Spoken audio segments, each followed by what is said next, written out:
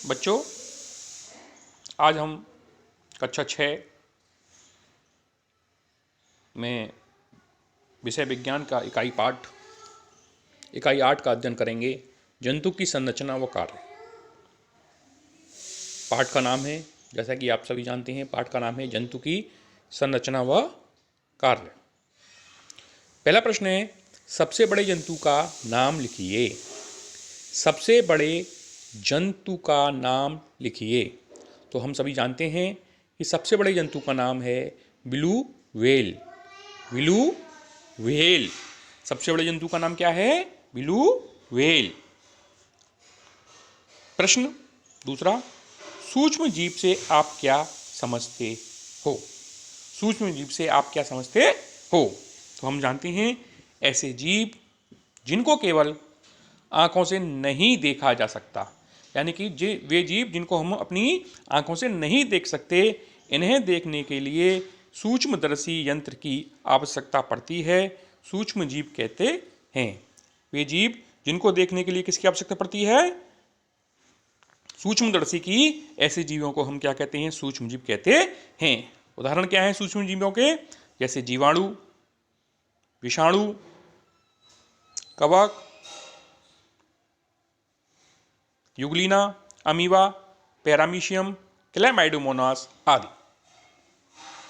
अगला प्रश्न है, 3 एक कोशिकीय जीवों के नाम लिखिए। 3 एक कोशिकीय जीवों के नाम लिखिए। तो 3 एक कोशिकीय जीव कौन से होते हैं? एक कोशिकीय जीव होते हैं प्रोटोजोअन्स।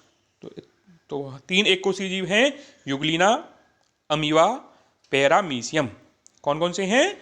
यूग्लिना, अमीबा और पैरामीशियम। आगे बढ़ते हैं अगले प्रश्न की तरफ। हमारे शरीर की वृद्धि एवं ऊर्जा के लिए क्या आवश्यक है? हमारे शरीर की वृद्धि एवं ऊर्जा के लिए क्या आवश्यक है? तो हमारे शरीर की वृद्धि और ऊर्जा के लिए हमें किसकी आवश्यकता पड़ती है? भोजन की आवश्यकता होती है।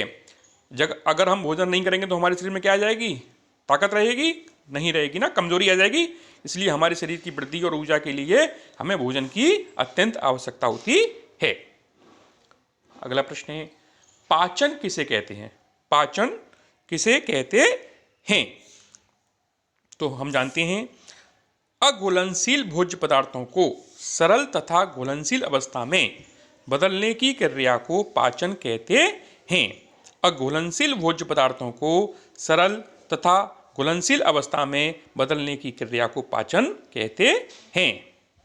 मनुष्य में पाचन की क्रिया किन किन अंगों द्वारा संपन्न होती है? मनुष्य में पाचन की क्रिया किन किन अंगों द्वारा संपन्न होती है? तो मुख गुहा, सबसे पहले भोजन कहाँ जाता है? माउथ के थ्रू मुंह में जाता है, मुख गुहा में जाता है। मुख गुहा से ग्रास नली, ग्रास नली के बाद भोजन कहाँ जाता है? आमाशय में, आमाशय से छोटी आंत में, छोटी आंत के बाद बड़ी आंत में, और उसके बाद मलाशय एवं गुदा द्वारा बाहर निकाल दिया जाता है। तो हम मनुष्य में पाचन की क्रिया किन किन अंगों द्वारा संपन्न होती है? तो मनुष्य में पाचन की क्रिया निम्न अंगों द्वारा संपन्न होती है। भोजन मुख गुहा से होते हुए ग्रास नली, आमाशय से होते हुए छोटी आंत, फिर बड़ी आंत और मलाशय और गुदा से जो मल बचता है उसको बाहर निकाल दिया जाता है। मनुष्य में पाई जाने वाली 2 पाचन ग्रंथियों के नाम लिखिए। मनुष्य में पाई जाने वाली 2 पाचन ग्रंथियों के नाम क्या क्या हैं? यकृत और अग्नाशय। मनुष्य में पाई जाने वाली 2 पाचन ग्रंथियों के नाम यकृत और अग्नाशय। यकृत और अग्नाशय। हमारे शरीर की सबसे बड़ी ग्रंथि कौन सी है? हमारे शरीर की सबसे बड़ी ग्रंथि कौन सी है?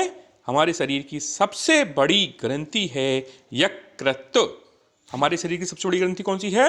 यकृत। चॉकलेट या गहरे भूरे रंग की उस ग्रंथि का नाम लिखिए जो पित्त रस का स्रावण करती है। चॉकलेट या गहरे भूरे रंग की उस ग्रंथि का नाम लिखिए जो पित्त रस का स्रावण करती है। उसका नाम है यकृत। क्या नाम है उसका? यकृत। मानव अंग और पाचन ग्रंथियां मिलकर किस तंत्र का निर्माण करती हैं?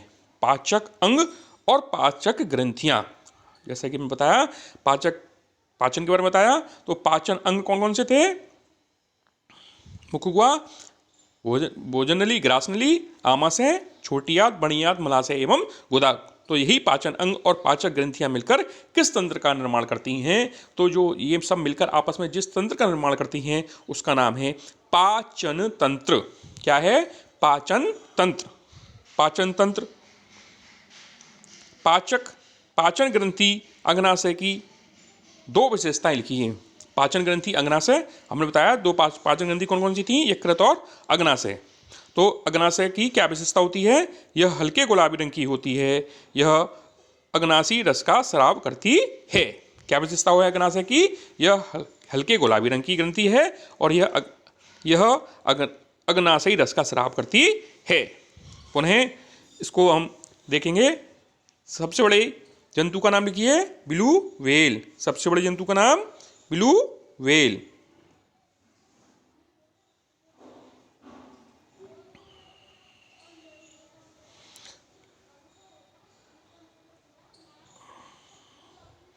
सबसे बड़े जंतु का नाम ब्लू व्हेल।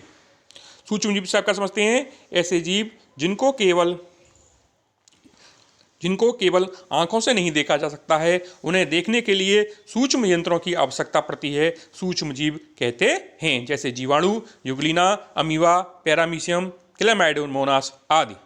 3 एक कोश की जीवों के नाम लिखिए, युगलिना, अमीबा, पैरामीशियम। हमारे शरीर की वृद्धि एवं ऊर्जा के लिए क्या आवश्यक है? हमारे शरीर की वृद्धि एवं ऊर्जा के लिए में क्या आवश्यकता होती है? भोजन की आवश्यकता होती है। पाचन किसे कहते हैं?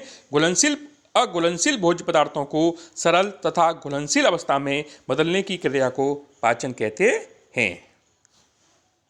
मनुष्य में पाचन की क्रिया किन किन अंगों के द्वारा संपन्न होती है? तो मनुष्य में पाचन की क्रिया मुखुगा, ग्रासनली, आमाशय, छोटी आंत, बड़ी आंत, मलाशय एवं गुदा द्वारा संपन्न होती है। मनुष्य में पाई जाने वाली 2 पाचन ग्रंथियों के नाम लिखिए। तो मनुष्य में पाई जाने वाली 2 पाचन ग्रंथियां हैं, यकृत और अग्नाशय। मनुष्य के शरीर की सबसे बड़ी ग्रंथि कौन सी है? मनुष्य के शरीर की सबसे बड़ी ग्रंथि है यकृत। चॉकलेट या गहरे भूरे रंग की उस ग्रंथि का नाम लिखिए जो पित्त रस का श्रावण करती है, तो उसका नाम है यकृत। पाचन अंग और पाचक ग्रंथियां मिलकर किस तंत्र का निर्माण करती हैं? तो हम जानते हैं पाचन अंग और पाचन ग्रंथियां मिलकर पाचन तंत्र का निर्माण करती हैं। पाचन ग्रंथि अग्नाशय की 2 विशेषता लिखी है। यह हल्के गुलाबी रंग की ग्रंथि है, यह अग्नाशी रस का स्राव करती है। आज का लिए